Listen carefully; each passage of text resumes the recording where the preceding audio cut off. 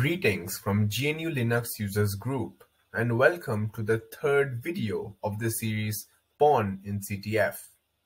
We have been talking about stacks a lot lately, while understanding the segments of the binary and also while understanding instructions such as push and pop. Let's discuss what a stack really is. Stacks are essentially linear data structures that follow the principle last in, first out. They comprise of two major operations, push and pop. Push refers to adding data to the stack at the top, while pop removes the element at the top. This principle is also applied in stack segment of the binary where elements such as return addresses, arguments, and registers are stored. The stack of most function calls will look something like this. First, the arguments are pushed onto the stack, then the return address of the function. After the return address is pushed onto the stack, base pointer RBP is stored by pushing onto the stack, followed by all the local variables of the function. The stack segment in a binary has a high memory address at its base, and it grows towards lower memory addresses. So here, the address of the memory location that stores the local variables will be lower than the address of the memory location that stores the base pointer. Here is an example of a C function and its stack view. Notice here that the variable which is declared later, that is lvar2 of type float, is pushed to the stack later. But in the case of arguments, the argument which appears first in the function prototype or the first line of the function, which is arg1 of type int, is pushed later onto the stack. Whenever there is a return instruction in the code is redirected to another point in the program where the function was called. This data about where the code will redirect after its completion is stored in the return address in the stack. Now, it is really tedious to imagine the stack every time one needs to make an exploit script or just get an idea of how the program works. Hence, we have a great tool in our hands to view stack frames and values of registers during the entire program runtime. Debuggers allow us to examine the stack or registers at any point in time during the execution. Let's see why debuggers can be so beneficial. We will create a program that first accepts a number, makes a function call to multiply that number with 2, and then print the result. The first step is to create a file. Let's call it mul2.c.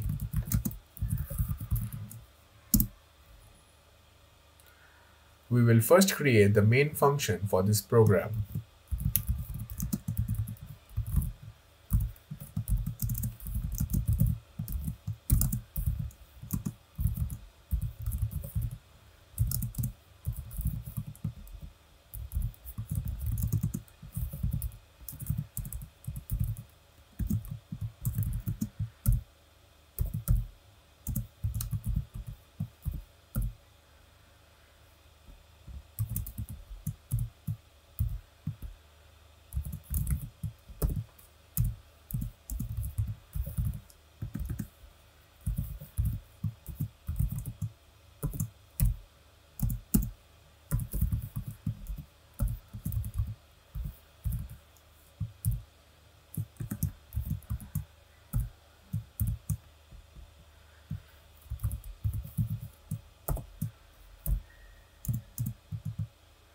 Now that we have written the main function, let's create the function that has been called here.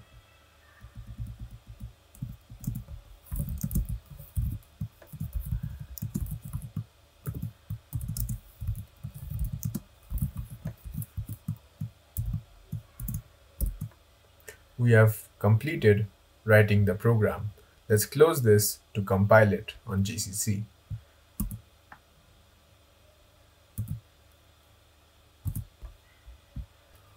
While compiling this program, we shall turn off an inherent security feature present during compilation so that it's a bit easier to explain things.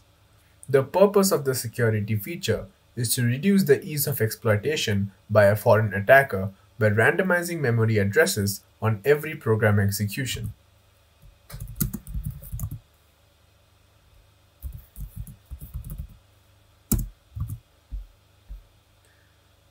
Let's run the binary to check if it's working. The output is as expected. Now to run this binary in a debugger, almost every Linux system is equipped with the GNU debugger, so we shall use that.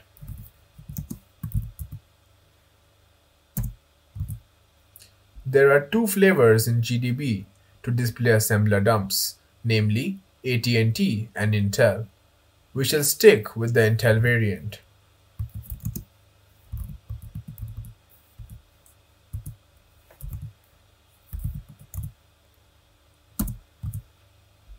To run the program here, just type run. The program executes just fine. But you might be wondering that this could have been done even outside a debugger. Well, in pawn challenges, you are generally provided with only the binary and not the source code, so you will heavily require GDB. Let's say we don't know how the main function looks like in the binary.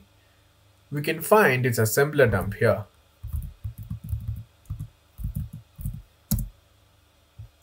You will notice the function calls to printf, scanf, mul2, and another printf. But we do not know the purpose of these functions. However, we do know that printf prints a string while scanf inputs a value. From the program execution, you can tell that first printf prints enter the number, and scanf probably inputs an integer. But we do not know what the purpose of function mul2 is. Let's find out.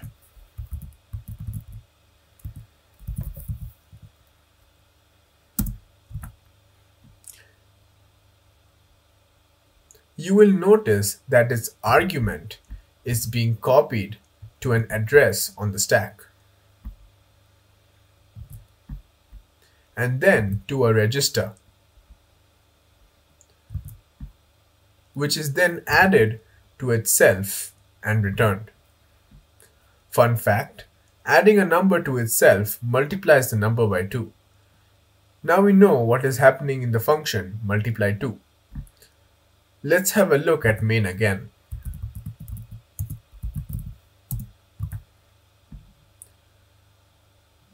To see what is being printed in the final printf, we need to access the location rbp-0xc.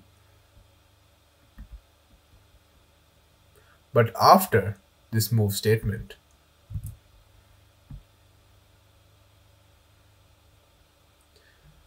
This is only possible during runtime. To stop execution flow at any point in the program, we use breakpoints, and we will set one just before the last printf is called.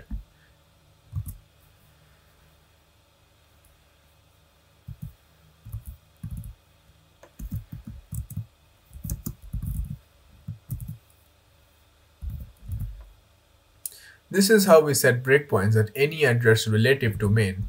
You can also use the address like this.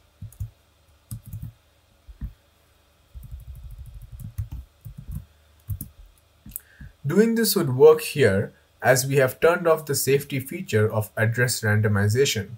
But in binaries that have these features enabled, we would require a relative address like main plus 93 to set a breakpoint.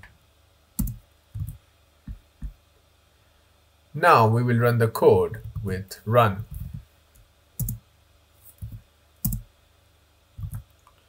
You will see that the program execution has stopped at the breakpoint. Let's now find out what is at rbp-0xc by typing like this.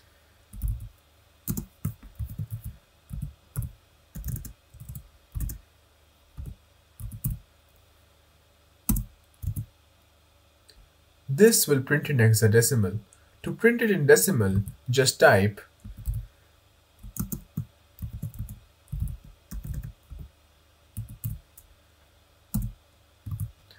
you will notice that a value will be printed, and turns out that is the result that is being returned from the function, but it's not the string in the last printf.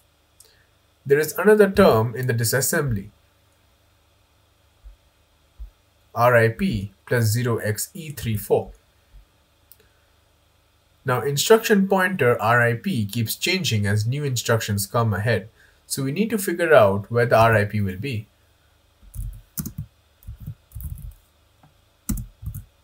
Typing this tells us that RIP is going to execute main plus 93 where we set the breakpoint. So RIP has executed the previous instruction main plus 86 according to the disassembly. Hence, to display the content in the string format,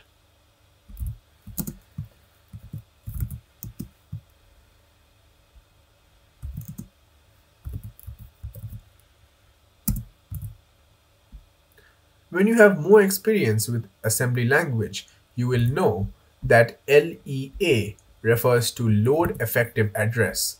So doing just RDI would do. But what if we were not at this breakpoint? Let's set another breakpoint, say at main plus 108.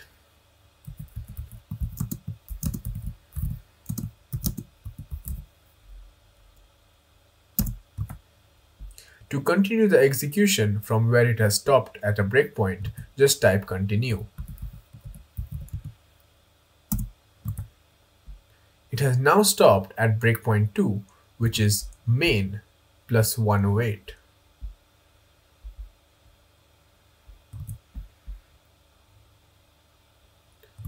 Now let's type the same command.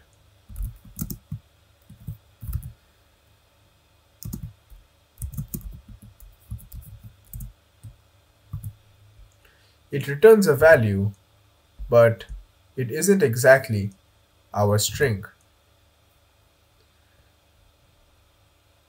We need the value of the instruction pointer just after main plus 86, which is main plus 93. The difference between 93 and 108 is negative 15. Hence we should do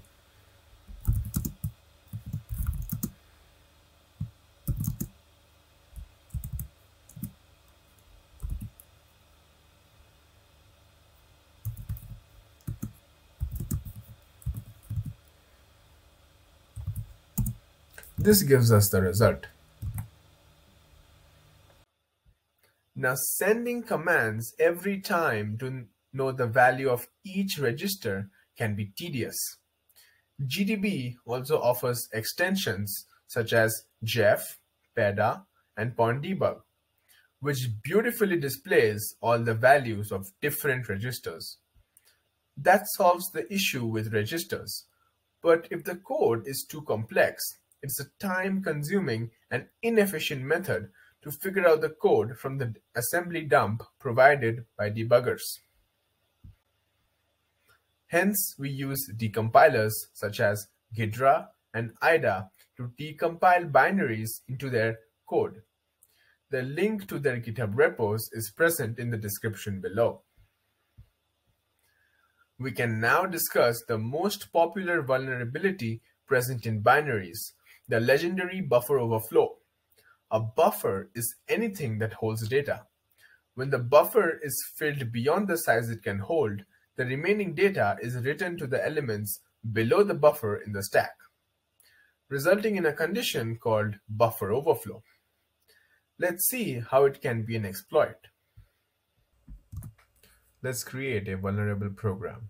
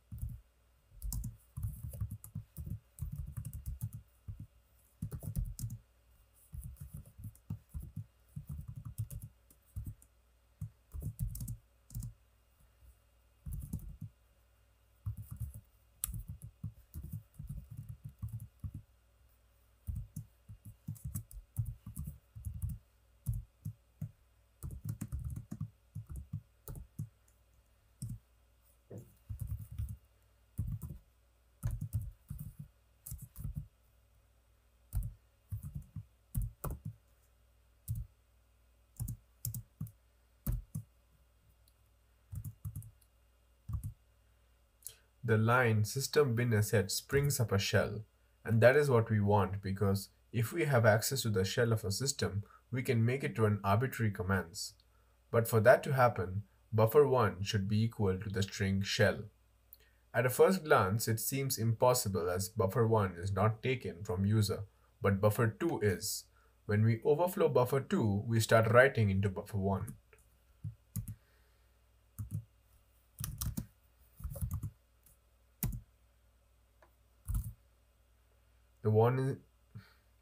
The warning is as expected because gets is a vulnerable function.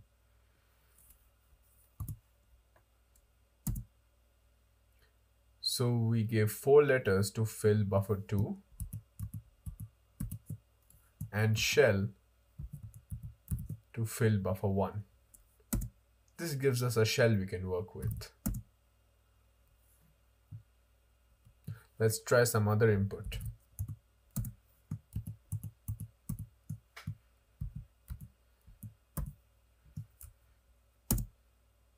See, it does not provide you a shell unless buffer1 is equal to shell.